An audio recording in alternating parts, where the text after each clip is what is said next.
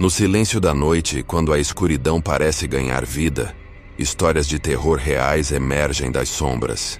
Imagine ouvir vozes que não têm origem, portas que se abrem sozinhas e presenças que se manifestam em momentos inesperados. Esses não são apenas contos de ficção. São relatos de pessoas comuns que enfrentaram o inexplicável. O que você faria se, ao acordar, sentisse a pressão de uma mão fria em seu ombro? Ou se uma figura misteriosa surgisse no reflexo do espelho, mas ao se virar, não houvesse ninguém ali? Esses eventos sobrenaturais deixaram marcas profundas na vida de quem os viveu. Prepare-se para mergulhar em um mundo onde a linha entre realidade e sobrenatural se desfaz. À medida que as histórias se desenrolam, você sentirá o frio na espinha e a adrenalina correr. Cada relato trará à tona o medo primal que todos nós carregamos, aquele que nos faz olhar para trás ao andar sozinho à noite. E enquanto você escuta, lembre-se: o que é real pode ser ainda mais aterrorizante do que qualquer ficção. Então, esteja pronto, porque o que vem a seguir pode mudar a forma como você vê a escuridão. Sempre achei o Daniel uma criança quieta demais. Morava na casa ao lado com sua mãe, Isabela, uma mulher reservada que nunca falou muito sobre o passado. Daniel era o tipo de menino que raramente se via brincando com as outras crianças. Preferia passar horas sozinho no quintal, observando o céu ou desenhando na terra com um graveto.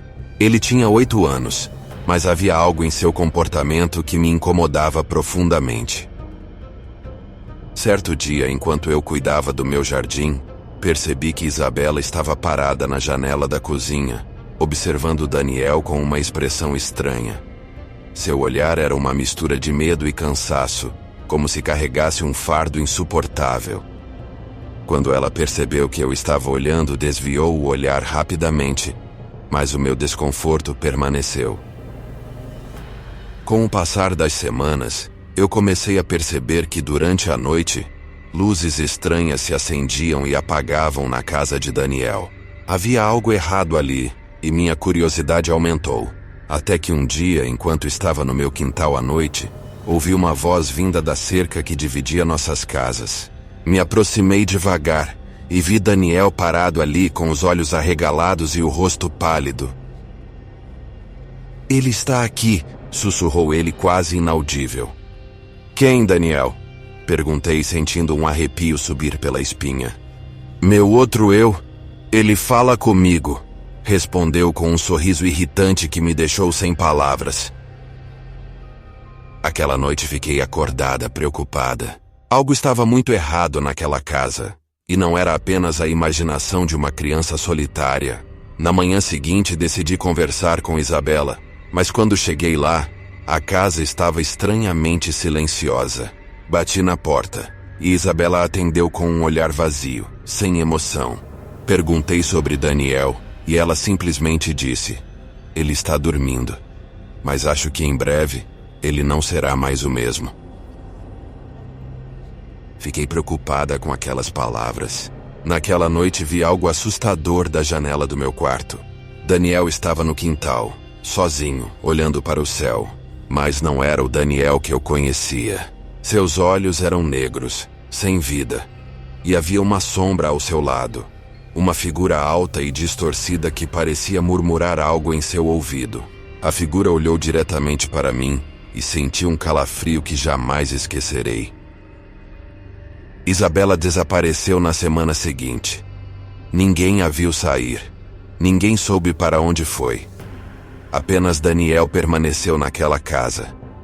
Mas eu sabia, no fundo, que o Daniel que restou ali não era mais uma criança comum. A partir do desaparecimento de Isabela, a atmosfera na vizinhança mudou. As pessoas começaram a evitar a casa de Daniel. Ninguém falava muito sobre isso, mas todos pareciam sentir o mesmo incômodo. Era como se uma presença invisível tivesse sido instalada ali, algo maligno, além de nossa compreensão. Eu tentei me convencer de que estava exagerando, mas as coisas só pioravam. Durante a noite, sons estranhos vinham da casa, sussurros, passos arrastados e, ocasionalmente, uma risada baixa que não parecia pertencer a uma criança. A luz do quarto de Daniel ficava acesa até altas horas, e eu sentia como se algo me olhasse pela janela. Sempre aquela sensação de estar sendo vigiada, como se houvesse olhos nas sombras. Uma noite resolvi fazer algo que nunca imaginei. Peguei minha lanterna e fui até o quintal de Daniel. O silêncio era sufocante, mas havia algo que me puxava para aquele lugar. Algo que eu precisava entender. Quando me aproximei da casa, vi Daniel sentado na varanda como se estivesse me esperando. Seus olhos, antes infantis e curiosos, agora eram vazios, como poços de escuridão. "Ele quer te ver", disse Daniel com uma voz tão fria que me fez estremecer. "Quem?", perguntei, o medo crescendo dentro de mim. "Meu outro eu", ele respondeu sorrindo de maneira apavorante. Antes que eu pudesse reagir, a porta da casa se abriu em sozinha, rangendo como se fosse a entrada para outro mundo. A escuridão dentro era densa, quase palpável. Senti um vento gelado me envolver, e algo na minha mente gritava para que eu corresse. Mas meus pés estavam presos ao chão. Então vi. Uma sombra enorme, distorcida, esperava dentro da casa, tomando forma pouco a pouco. A criatura tinha uma aparência humana, mas seus olhos eram duas brasas acesas no abismo. Era o que Daniel tinha mencionado. E agora, ele estava de frente para mim. "Ele quer mais do que apenas me possuir", disse Daniel, sua voz se misturando com um sussurro que parecia vir das profundezas. "Ele quer a todos nós.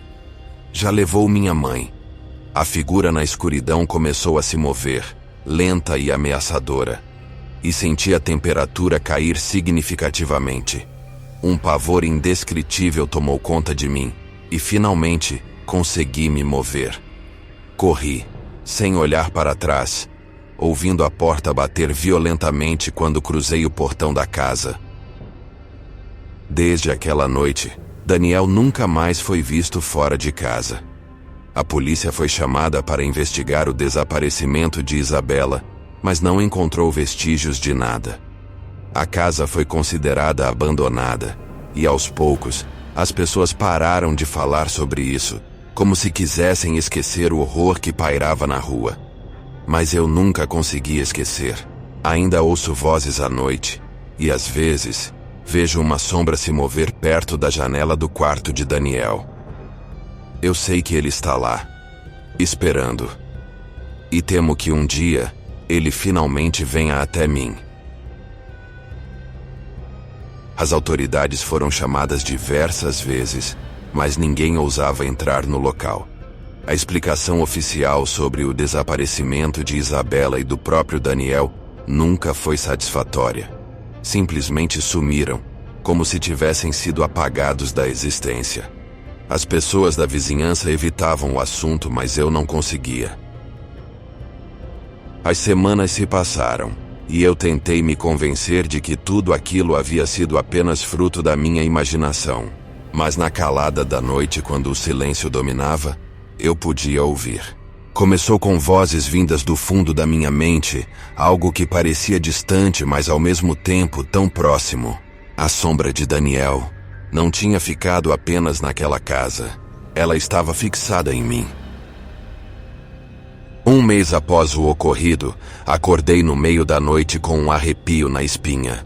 A janela do meu quarto estava aberta, mesmo eu tendo certeza de que tinha fechado antes de dormir. O ar estava gelado, como se algo sombrio e antinatural estivesse ali. Foi quando ouvi um arrastar de pés pelo corredor da minha casa, o som de algo úmido e pesado se movendo lentamente em direção ao meu quarto. Minha respiração ficou presa. Peguei meu celular e iluminei a porta, trêmula, esperando que fosse minha imaginação me pregando peças. Mas então vi. Uma figura deformada estava parada à porta. Sua forma grotesca e retorcida se destacava na escuridão. Seu rosto não era humano. Era Daniel, mas ao mesmo tempo não era. Seus olhos eram duas órbitas vazias, com uma escuridão profunda que parecia sugar tudo ao redor. Ele sorriu.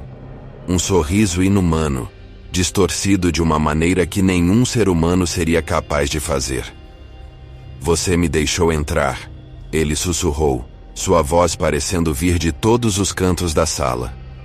Agora, ele está dentro de você também. Antes que eu pudesse gritar, senti um peso esmagador em meu peito, como se algo estivesse me sufocando por dentro.